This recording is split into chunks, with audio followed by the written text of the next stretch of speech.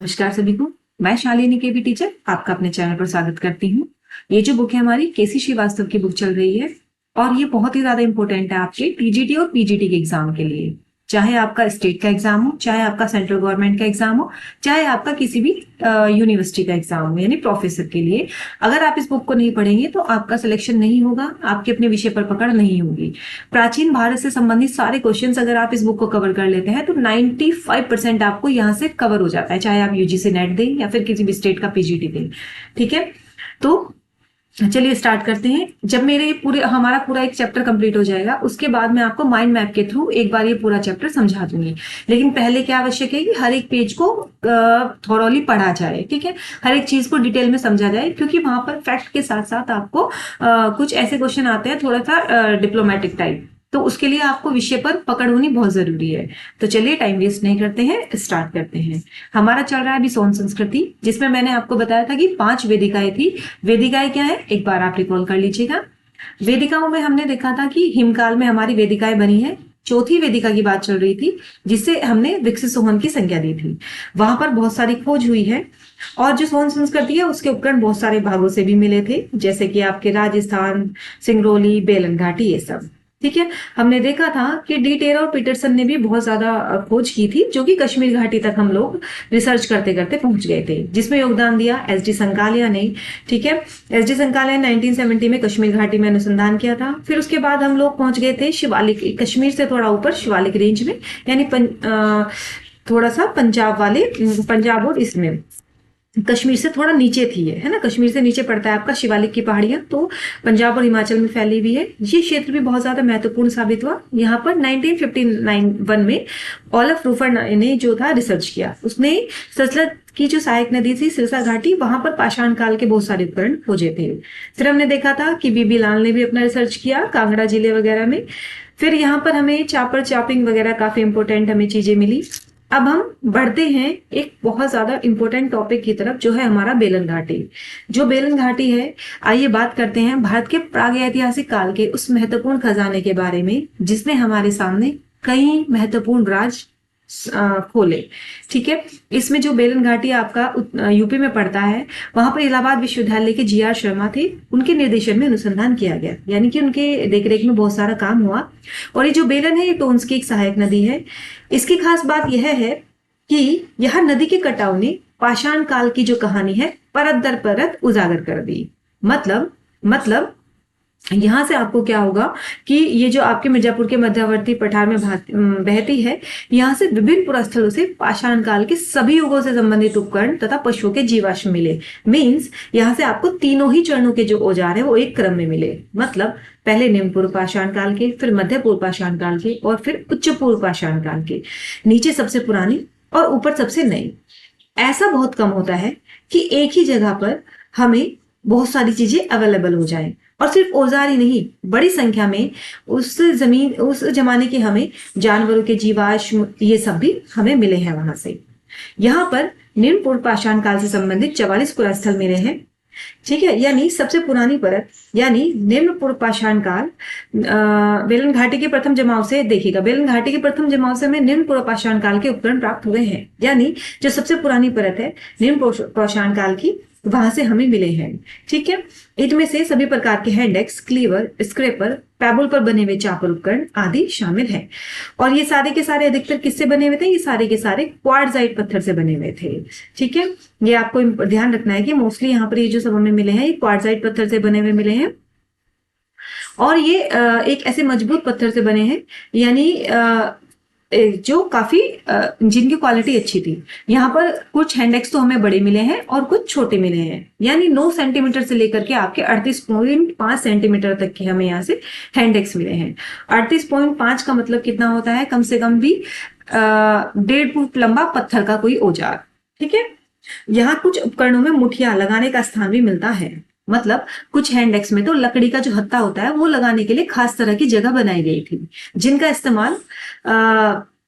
इस्तेमाल के तरीके पर हमें देखते हैं तो हमें पता चलता है कि उनका इस्तेमाल या तो शिकार करने के लिए, या फिर मांस वगैरह को काटने के लिए, या फिर खोदने के लिए हुआ होगा। ठीक है, तो हम देखे हैं ये उपकरण कार्जाइट पत्थर से बने हैं। बेलन घाटी से मध्य तथा उच्च पूर्व पाषाण काल के उपकरण भी मिले हैं। मैंने आपको बताया है कि तीनों ही काल के उपकरण मिले हैं। मध्य काल के उपकरण फ्लेक पर बने हैं, ठीक है। तो यानी कि इसके बाद की परतों में औजारों का स्वरूप बदला है। यानी आइए बात करते हैं हम मध्य पूर्व पाषाण काल के बारे में। उसमें आए बदलाव के बारे में बात करते हैं। इसमें जो औजार है वो ज्यादातर फ्लेक यानी पत्थर के पतले छिलकों और फलकों पर ही बने हुए हैं। यानी मध्य पाषाण काल के जो उपकरण है फ्लेक पर बने हैं। इसमें बेधक, स्क्रेपर, ब्लेड आदि में है। इनका निर्माण है जो महीन कण वाले बढ़िया क्वार्टजाइट पत्थर से किया गया है। देखिएगा अब, यानी इसका मतलब ये हुआ कि अब जो ध्यान है ना वो भारी औजारों से हटकर तेज धार वाले हथियारों पर शिफ्ट हो गया है। यहाँ से बेधक, बेधक का मतलब छेद करने वाले, स्क्रेपर और ब्लेड जैसे औजार बनाए गए हैं। इनके लिए जो पत्थर का इस्तेमाल हुआ है वो महीन कणों वाला, यानी कि ऐसा पत्थर जिससे ज्यादा तेज धार वाला हथियार बन सके, ठीक है। फिर उसके बाद हम बात करते हैं यहाँ के उच्च पूर्व पाषाणकालीन उपकरण, यानी ब्लेड, बेधक, ब्यूरेन, स्क्रेपर आदि प्रमुख है। उच्च पाषाण काल में क्या हुआ होगा कि जो तकनीक होगी ना वो और ज्यादा निखर गई है। अब ब्लेड बनाने पर ज्यादा जोर दिया जाने लगा था तथा जो पत्थर था, पत्थर के बेलनाकार कोर से कुशलता पूर्वक लंबे, पतले और समांतर धार वाले ब्लेड निकाले जाते थे। कुछ ब्लेड तो 15 सेंटीमीटर तक के भी लंबे मिले हैं। यानी कि ब्लेड बेलनाकार कोर के बने हैं, कुछ 15 सेंटीमीटर तक के लंबे हैं। उपकरणों के अतिरिक्त बेलन के लोधा नाला क्षेत्र से इस काल की अस्थि निर्मित मातृ देवी की मूर्ति भी मिली है। देखिएगा क्या हुआ है कि इन ब्लेडों से फिर तरह तरह के औजार बनते थे, जैसे बेधक, ब्यूरेन। अब ये ब्यूरेन क्या होता है? देखिएगा जो ब्यूरेन था वो एक तरह का छेनी जैसा औजार होता था जो शायद हड्डी या लकड़ी पर नक्काशी या फिर खुदाई करने के लिए काम आता था, ठीक है। तो यानी इस तरह के अलग अलग तरह के स्क्रेपर भी हमें बेलन घाटी से ही मिले हैं। अब यानी कि जो हमें औजार मिले हैं, इन औजार बनाने की जो तकनीक है उससे हम देखते हैं कि जो इंसान है उसने औजार बनाने के लिए एक बड़ा लंबा सफर तय किया। मतलब कभी तो उसने भारी पेबल बनाए, फिर उसने हैंडेक्स बनाया, फिर उसने फ्लक बनाया और आखिर में वो पतले ब्लेड तक पहुंच गया। यानी कि जो कर्मिक विकास है हमें यह दिखाता है कि कैसे समय के साथ मानव ने पत्थर को समझने और उस अपने जरूरत के हिसाब से ढालने में महारत हासिल किया। अब मनुष्य ने जो पत्थर का चुनाव किया, उसे तोड़ने का तरीका खोजा, उससे बनने वाले औजारों की विविधता, ये सब कुछ समय के साथ साथ बदलता चला गया। अब बेलन घाटी से एक बहुत महत्वपूर्ण खोज और होती है जिसे हम कहते हैं, बेलन घाटी का ही एक हिस्सा है लोहदा नाला। वहां से हमें अस्थि निर्मित माता देवी की छोटी सी प्रतिमा मिली है।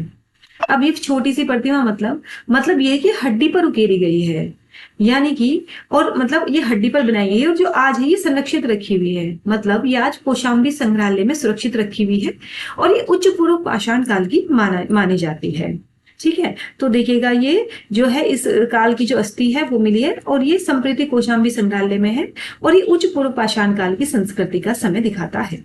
मतलब ये लगभग आज से 20 से 30 हजार साल पहली मानी जाती है, यानी इसका समय आज से 30 से 10 हजार के बीच निर्धारित किया गया है, ठीक है। सोचिए जब इंसान का जिंदा ही रहना मुश्किल था, उस समय का जो मानव है वो हड्डी पर आकृति उकेर रहा था। मतलब ये सिर्फ कला ही नहीं थी, ये शायद उनकी दुनिया को समझने, उसे किसी प्रतीक में बांधने की कोशिश थी। पर यह हमें बताती है कि कैसे इंसान का दिमाग औजार बनाने से कहीं आगे निकल चुका था। अब देखिएगा बेलन के साथ साथ गोदावरी, नर्मदा आदि नदी घाटियों से भी विभिन्न पशुओं के जीवाश्मों के साक्ष्य भी मिले हैं। यानी कि जो बेलन के साथ साथ नर्मदा, गोदावरी से भी हमें निम्न पूर्व पाषाण काल के दौरान रहने वाले जानवरों के जीवाश्म मिले हैं, ठीक है। जैसे उसमें हाथी, दरियाई घोड़ा, भैंसे इत्यादि सब शामिल थे जो कि निम्न पूर्व पाषाण काल के थे। इनके आधार पर विद्वानों ने इस काल का जो समय है वो प्रतिनूतन काल निर्धारित किया, ठीक है। तो यहाँ तक आपको ये पूरा समझ आ गया होगा। ये हमने पूरा सोमन नदी के बारे में, सोमन घाटी है जो सोम संस्कृति है उसके बारे में पढ़ा है। दक्षिण भारत में हमें हैंडेक्स परंपरा मिली है, ये सबको पता ही है। उस समय दक्षिण भारत में क्या था कि औजारों की अलग ही कहानी थी। मतलब हालांकि सोन से तो पहले की संस्कृति है, लेकिन यहाँ पर औजारों की एक अलग ही कहानी चल रही थी। उसे हमने मद्रासी संस्कृति का नाम भी दिया था। अब देखिए मद्रासी संस्कृति क्यों कहा, क्योंकि इस तरह के औजार सबसे पहले हमें मद्रास से ही मिले थे, ठीक है। तो इस संस्कृति का सर्वप्रथम मद्रास के सीमावर्ती क्षेत्र से प्राप्त हुए थे, इसलिए इसे मद्रासी संस्कृति कहा गया है। जैसे कि पहले बताया जा चुका है, 1863 में रॉबर्ट ब्रूसफुट ने मद्रास के पास पल्लवपुरम से पहला हैंडेक्स प्राप्त किया था। इस पे हम बहुत बार डिटेल से बात कर चुके हैं, ज्यादा नहीं पढ़ते। फिर एक जो होते हैं इनके ही मित्र होते हैं किंग, उन्होंने अतिरकमपुर से पूर्व पाषाण काल के उपकरण खोजे। यानी कि जो ये संस्कृति है, सोहन संस्कृति से तो बहुत पहले की संस्कृति है, और सोहन में चापर चापिक और पेबुल थे। जबकि जो दक्षिण है यानी सोहन मद्रासी संस्कृति है, वहां पर हमें नाशपाती के आकार की या फिर अंडाकार आकार के, मतलब दोनों तरह से तराशे गए हैंड एक्स और चौड़े धारदार वाले क्लेवर, ये सब हमें बहुत ज्यादा मिल रहे थे। ठीक है। और फिर जो किंग है, डिटेरा है, पीटरसन है, इन्होंने क्या किया, एल कैम्ब्रिज अभियान दल में भी अनुसंधान किया। वीटी कृष्ण स्वामी, जोशी बनर्जी, इन सब विद्वानों ने अपना काफी ज्यादा योगदान दिया। इसमें जो दक्षिण भारत है, यहाँ पर सबसे ज्यादा जो आपका इंपोर्टेंट माना जाता है वो वदम, तमिलनाडु में वदमदुरै के पास कोर्तियाल नदी है, वहां से भी हमें 3 वेदिकाएं मिली हैं। जो कोर्तियाल घाटी है उसका दूसरा महत्वपूर्ण पूर्व पाषाणिक स्थल अतिरक्कम है, यहाँ से भी हमें बड़ी मात्रा में हैंड एक्स, क्लीवर, फ्लग ये सब मिले हैं जो कि पूर्व पाषाण काल से संबंधित है। ठीक है, तो बस इसमें इतना ही है, ये देख लीजिएगा।